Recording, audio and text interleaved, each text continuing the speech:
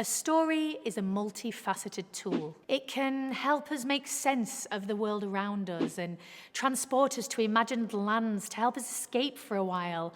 And it can make us feel calm and safe when we're upset. Stories are important. And at Grimm Co, we encourage you to have a story up your sleeve that you can reveal like a superpower whenever the time is needed.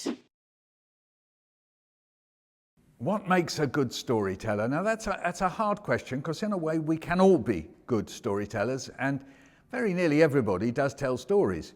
You know, something funny happened at Christmas and we tell other people about it and we become quite good at it. Then there are people who are sort of professional storytellers, and I suppose you could count me as one of those. And then people who are sort of semi-professional storytellers. They do lots of other things, but there are moments when they tell stories, and teachers, of course, are quite often like that. This is the tale of the Gruffalo's Child by Julia Donaldson. The Gruffalo said that no Gruffalo should ever set foot in the deep, dark wood. Why not? Why not? Because if you do, the big, bad mouse will be after you. This is the story of the Billy Goat's Gruff. Once upon a time, there were 3 brothers. There was Big Billy, Middle Billy, and Little Billy. And they lived in a green valley in a lush field. This is the tale of the 3 little pigs. Down the valley, there was a farm, and on the farm there was a pigsty, and in the pigsty lived a mummy pig and her 3 little pigs. This is the tale of the boastful Toad. Now Toad had a friend called Horse, and Horse was high, and Horse was hulky, and Horse was huge and hairy and fast. But in spite of his size, or perhaps because of it, Horse was also humble and kind. So, what goes into making a good story? Well, this short film is designed to share some tips and tricks to anyone who works or interacts with children to curate and shape an enjoyable story that's recited off by heart. That way you can share it whenever or wherever. We think it's handy to always have a story up your sleeve. And there's a thing about participation. So I try and make my stories so there's always some point or another where they can join in, where there's a noise or a little song. And I've taken that from African and Caribbean storytelling, which is very, very, nearly always has this participatory repetition in it somewhere. So quite often in my stories, I try to incorporate that or invent it as I'm going along, depending on how the interest is going in the room. So there's something for the children to join in with. Repetition is a powerful tool within storytelling, as it allows the listener to pick up on any words and phrases and encourages them to join in. The sharing of a story then develops from a one-sided interaction to a more participatory one as the child contributes and gets involved. Speaking the repeated lines in the same way enables the young person to pick up on any inflections in your voice. Feel free to incorporate repetition at any point in your story. It's all a trick, said the Gruffalo's child, as she sat on a stump where the snow lay piled. I don't believe in the big bad mouse. But here comes a little one, out of his house. Not big, not bad, but a mouse at least. You'll taste good for a midnight feast. Wait, said the mouse, before you eat. There's a friend of mine that you ought to meet. If you let me hop onto a hazel twig, I'll beckon my friend, so bad and big. One of the things as a storyteller, the basic thing you have to do is try and get people's attention. That is the heart of storytelling. Come over here, listen to this, something's going to interest you. So that's one aspect of story, is how to gain that attention, gain that interest, if you like. Changing the way you speak when reciting a tale can really engage the listener. There are so many ways that you can do this. It's good to see the story written down on a piece of paper or on a screen so that you can identify big moments. To help the child to recognise these big moments, you can use your voice to emphasise or over-enunciate. Little pig, let me in. Not by the hair on my chinny chin chin, said the first little pig. Well, I will huff and I'll puff, and I'll blow your house in, said the big bad wolf. And he took a deep breath and huffed and puffed and blew the house in. And then you have to think as you go along how you carry on keeping that interest. And some of it is in your face, and some of it is in your hands, some of it is in your body, a lot of it is in your voice. And you must never be afraid to look at people. There are people there. Storytelling is about making human contact. The story is about us as humans. So look at people, and if you see people just sort of turning away or whatever, then just sort of engage them gently. Volume and pace can really help to build suspense, excitement, and tension when you're telling a story, particularly at moments that are really action-packed or high risk. Have a go at playing around with the volume of your delivery. Pick a line to say quietly. Lean in towards your young person as you say the line, and you'll notice that they'll lean in too because they're invested in hearing that vital piece of story information. Equally, if you're getting to a point in the story where there's a really big narrative moment, increase your speediness and your volume so that everything builds and builds and builds, and then dun, dun, dun. I've left the story on a cliffhanger moment, so the listener is interested in coming back for more. Try and add a few dun, dun, dun moments in your storytelling. Little Billy decided to be brave and cross the bridge first.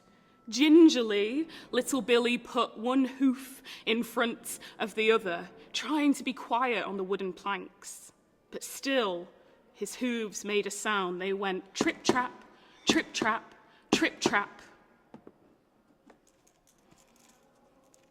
"Who's that trip-trapping over my bridge?" shouted Tor the troll, and he loomed out from underneath. Little Billy was very afraid, but he spoke with the troll. "Oh, hello there. It's only me, little Billy.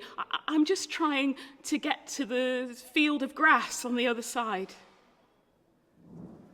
"Oh, no, you're not. I'm going to eat you for my breakfast, lunch, and tea," said Tor the troll. Put all that together, you're thinking about how to use the apparatus of your body, all aspects of your body, your eyes, your nose, your hands, everything, and how to get the children to join in, to participate in the story in whichever way you think's appropriate. Bringing a story to life can mesmerise a child. And even though you're not literally transporting them into a magical world, using different objects or items can represent parts of your story. Having a few small things that you keep in your bag and reveal as part of your storytelling can both excite and entertain your young person. And actions,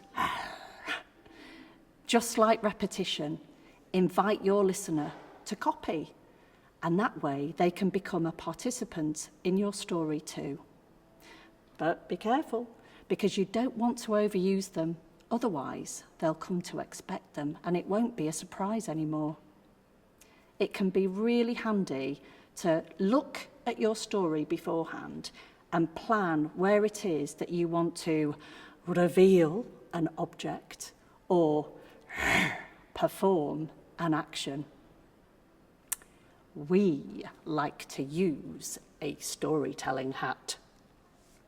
It can be the most elaborate and interesting hat you have ever seen, or it can be the most boring. It really doesn't matter. You can keep it in your car, at home, or in your bag, wherever.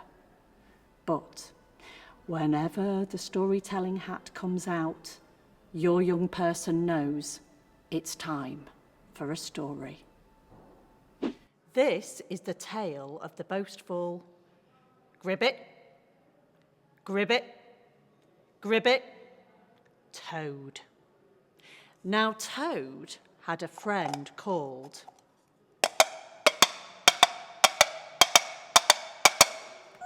Hey! Horse. And horse was high, and horse was hulky, and horse was huge and hairy and fast. But in spite of his size, or perhaps because of it, horse was also humble and kind. Toad, on the other hand, Gribbet, was tiny. He was much tinier than his friend Dog. And he was much tinier than his friend Meow Cat. But in spite of Toad's size, Gribbet, he just couldn't stop boasting and telling everyone how marvellous he was all the time. These are a handful of suggestions to get you started in creating your own story to keep up your sleeve. And you don't need to use a published text either, although The Three Little Pigs and Jack and the Beanstalk are tales that we are familiar with because they're from our own childhood, so they could be useful ones to start with. It also could be a really great idea to create a whole new story with your young person.